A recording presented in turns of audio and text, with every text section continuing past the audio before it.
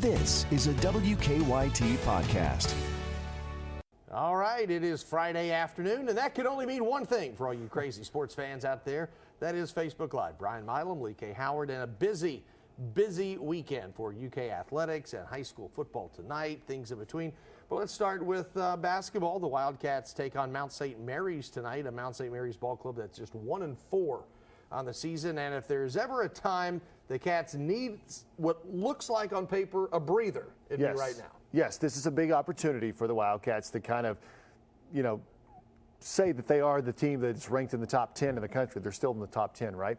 They are a team that came into the season ranked number 2, moved up to number 1, and then, of course, that Evansville slip-up has knocked them down and maybe knocked down some of their confidence just a little bit. So tonight is a great opportunity against Mount St. Mary's for them to kind of get back to their winning ways and show that they are a top 10 team. This is part of the BBN Classic. Kentucky will play Lamar on Sunday and then take on UAB next week. So it is a busy time, and for some of you that are wondering why a BBN Classic spread out over a week and a half span, for all of us old timers who remember the WKYT back in the day, when you had Kentucky, you would have another tough opponent, and then you would have what Dick Vitale would call 2 cupcakes. Well, in this case, you've got Kentucky and you've got 3 schools that are of lesser tier talent. Let's not fool ourselves on paper. But as we've seen, Kentucky has struggled the last 2 games, certainly against Evansville losing and then Utah Valley. Shooting has been one of the easy spots to look at this ball club. And I remember being at the SEC Media Days, and Bruce Pearl and Tom Crean and a lot of coaches said this new 3-point line will cause some problems. At the high school level, it's still 19 feet 9 inches. It is now 22 feet. Right. Now, for college guys who played last year at the 20 feet 9 inch mark, maybe it's a smaller adjustment. But I really think for the high school guys who are now freshmen, 3 feet, that's a long way to start chucking them from the cheap seats. I will say this, though. As Kentucky has struggled a bit with its 3-point shooting, a lot of the other teams that have been playing against Kentucky have not struggled shooting from the same exact line. So some of it is that, some of it is the 3-point line moving back, but I think some of it is just these Wildcats getting used to the rims at Rupp Arena. You got to remember, they don't practice at Rupp Arena, and so they don't have a ton of experience at Rupp Arena. And so these other teams come in to play the Kentucky Wildcats, and they have nothing to lose, as John Calipari likes to say, and they shoot the lights out. Kentucky had just 1 3-pointer the other day against Utah Valley, and Utah Valley hit 11. So they're shooting from the same distance, but they'll get used to it, and they'll be just fine. I think, Brian, another thing that has kind of plagued the Cats early on are injuries. No doubt. And that's something that you cannot plan for. And Calipari had 7 scholarship players the other night against Utah Valley. That's going to hurt any team. I don't care how good you are. I will also be interested to see tonight Khalil Whitney. Remember, he dislocated his finger. Yes. Yeah, at the time, your adrenaline's going. You get back in the game. You may not feel it as much. But then you've got 3 days to go through practice. You've got to tape it up, do whatever. We'll see if that has any impact at all tonight. But it would be nice if some of these guys don't have to play 35 minutes, 36 minutes, 33 minutes, because Cal does like to use a bench if he has one. He just doesn't have one right now where scholarship players are concerned. And we saw what the Cats can do the last time they played with a full complement of players, minus Dante Allen, who's going to be out for a little while, was the Michigan State game. And you saw how well they played. And it allows those post players especially to play a little more freely. Sure. As they are right now with just Nick and Nate as the only 2 post players, those guys can't afford fouls. And so you have to limit kind of maybe your aggressiveness just a little bit. So just getting E.J. Montgomery back, and we don't know if he'll be back in this game tonight, but soon enough he should be back, and that'll help out the team. Emmanuel quickly also, he missed the last game with a chest bruise sustained in practice. One thing that you can also look at defensively, and I asked this of Joel Justice, you can play defense, but as we have seen over the last several years, early on in the year, Kentucky's guards have trouble stopping straight line drives. Spread the floor, go right at the basket. There is great rim protection with Nick Richards and E.J. Montgomery if he's in there. Even Nate Sestina to a degree, not a great shot blocker, but he can certainly alter shots. We've seen a lot of guards take it right at Ashton Hagans and Whitney and Keon Brooks and Johnny Juzang and Emmanuel Quickly. They're driving by them and at least getting there, so if they miss it, they do have a chance to get the putback basket where Cal has said before, just put it up on the rim. Get it, right. And then our 7-footers, our 6'11" guys, they can go attack. I think Kentucky's got to shore up that defense a little bit and make them chuck it from the cheap seats a little bit more. Yeah, they should, and this should be a very good defensive team, especially with all the guards, the perimeter guys with some speed. And I think last year that team ended up being a pretty good defensive team as well, and they had some spots, especially early in the season, where people were going, you said this was going to be one of the best defensive teams. I mean, what are we talking about? But I think it's the youth of the team. And also maybe part of that is the three-point line, because the other thing you got to remember when you move the three-point line out, you also spread the defense out just a little bit. Exactly right. And, I think that's also a reason, Brian, why some of these college guards can go to the NBA and eventually be more successful. They always like to say your game fits the NBA game a little bit better. Like even like a Shai Gilgeous-Alexander, who is already good at getting to the rim. When you spread that three-point line out even more, that spreads out the offense, it spreads out the defense, and opens those bigger lanes to the bucket. So I like the reason that they're doing that, but it also does, I guess, hold people more accountable on defense.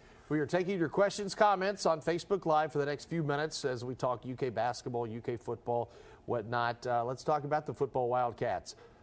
Biggest game of the year is tomorrow. I know every game is the next biggest game.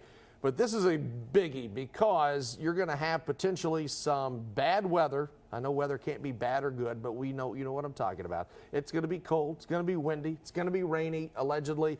And the Cats have to get a win to be bowl eligible. You don't want to stub your toe against UT Martin, and then next week, here comes your arch rival, who's played so much better than anybody ever thought. Yeah, you don't want to go in that Louisville game knowing you have to win in order to make the postseason. So this UT Martin game is massive for the Wildcats. This will be the fourth straight bowl game if they are to get that sixth win. And, speaking to Mark Stoops yesterday, I asked him, at first to get to that number 6 win, this was a big story. Like everybody was talking about it. Now 4 years in, 4 years in a row, this is almost old hat. But they've got to take it very seriously. UT Martin, not a bad team. They beat EKU. They beat Murray State. They've won 7 games this year. Of course, they don't have the talent overall as the Wildcats do, especially the depth. But they're a team. This will be their last game of the year, Brian. They're coming in here.